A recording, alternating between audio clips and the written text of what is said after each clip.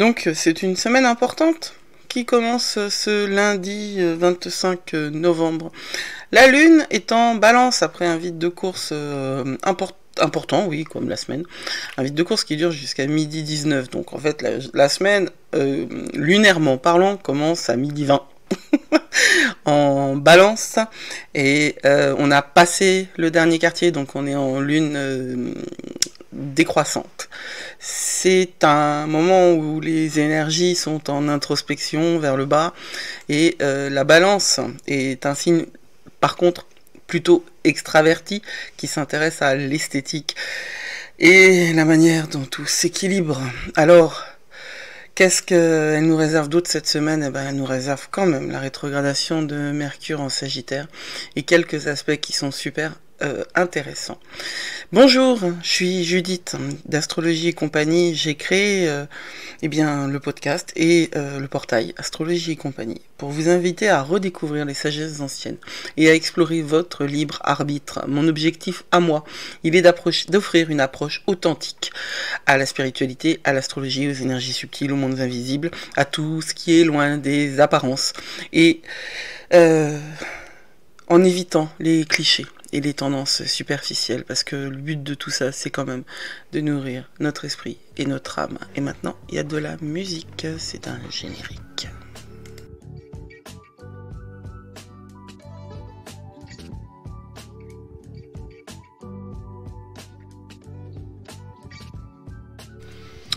Ouais, la lune décroissante en balance, c'est un moment où on va avoir à cœur de travailler sur tout ce qui correspond à notre sens de la justice aussi et à notre esthétique.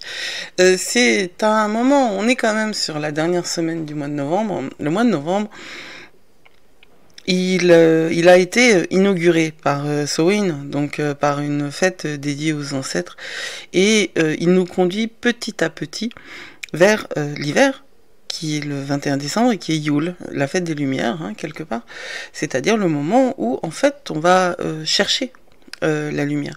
Toutes les fêtes autour de Noël, de Yule, toutes les fêtes autour du solstice d'hiver sont des fêtes qui mettent en exergue le retour de la lumière au milieu de l'obscurité, puisque c'est le 21 décembre, la nuit la plus longue.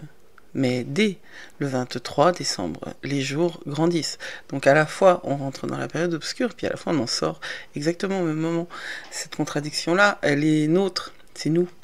Nous sommes des êtres de contradiction parce que nous sommes des êtres de polarité, des êtres qui fonctionnent sur la friction, la tension entre des volontés et puis des énergies différentes. Sauf quand on est en balance.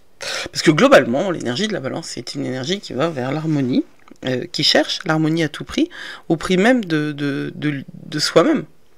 Donc c'est un temps, quand la lune est en balance, hein, c'est un temps qui demande beaucoup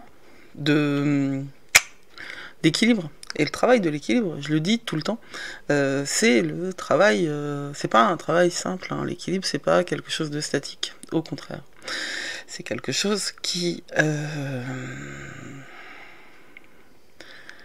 demande de faire des efforts.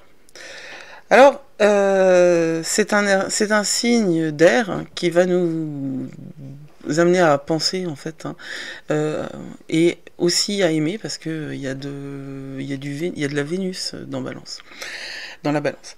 Cette lune en balance, elle nous amène du 25 novembre, donc à midi 20, jusqu'au 27 novembre à 10h13. Et dans ce laps de temps-là, on a un sextile à Mars qui est lundi soir, à 21h14 pour l'Europe, donc 6h plutôt, donc 3h de l'après-midi de l'autre côté de l'Atlantique. Le sextile à Mars, c'est un moment où on aura la capacité de s'exprimer. C'est tempéré par le fait que ce soit en balance et que la balance, elle cherche l'harmonie à tout prix. N'empêche que c'est un bon moment quand même pour s'exprimer et puis pour agir sur là où on est en véritable passion, hein. Là où on est dans une dynamique qui est celle de désir le plus profond, de notre réalité la plus active, la plus profonde. Le 26, eh bien, il n'y a pas beaucoup d'aspects, si ce n'est un trigone à Jupiter, le soir, la nuit pour nous, et en même temps, un carré à Vénus.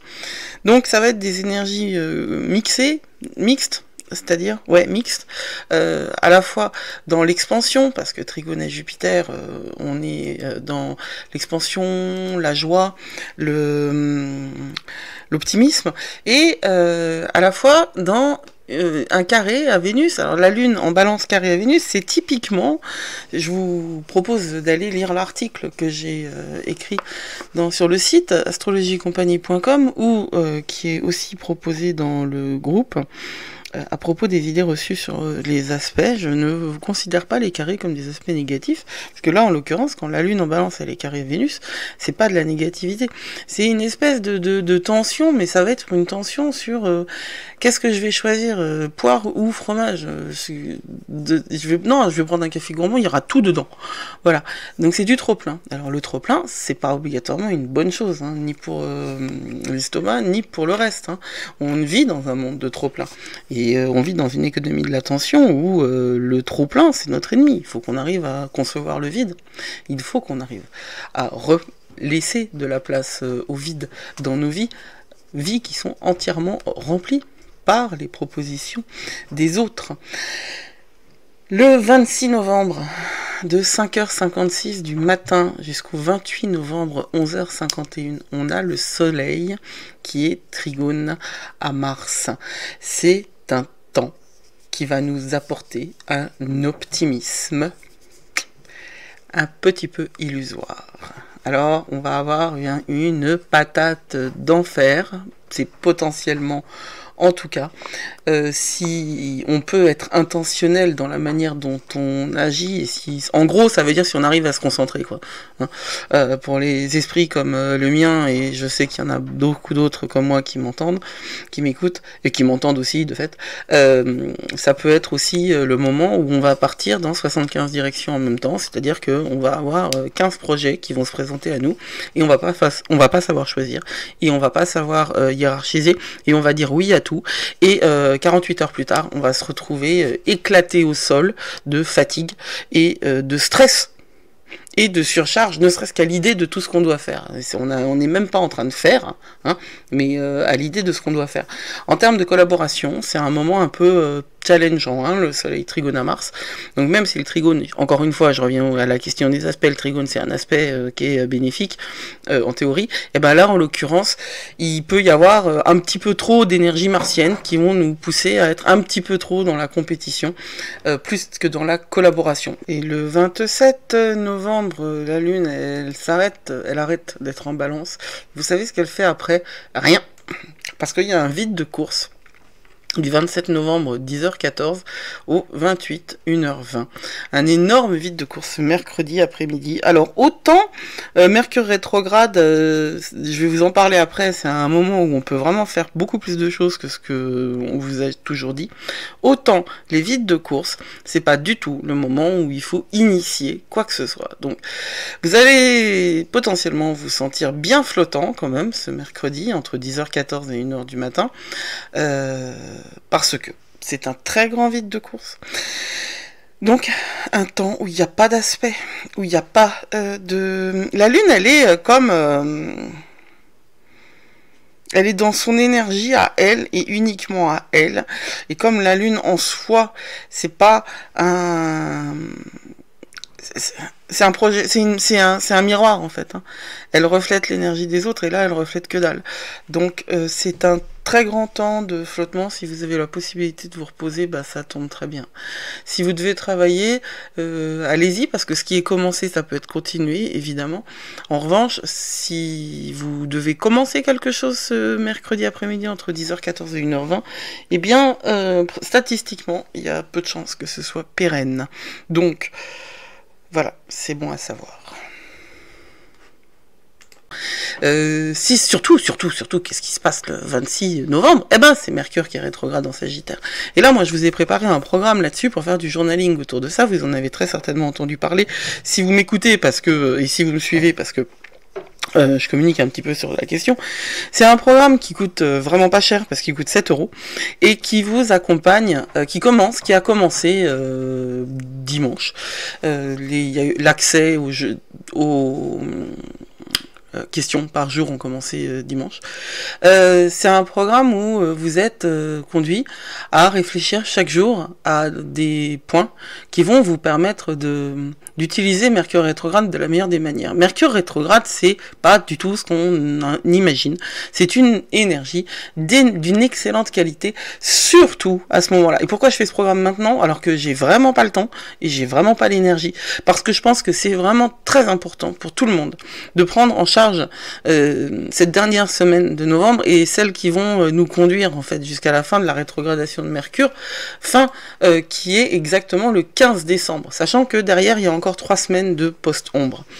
Je vais faire un live ce soir à 7h sur Facebook.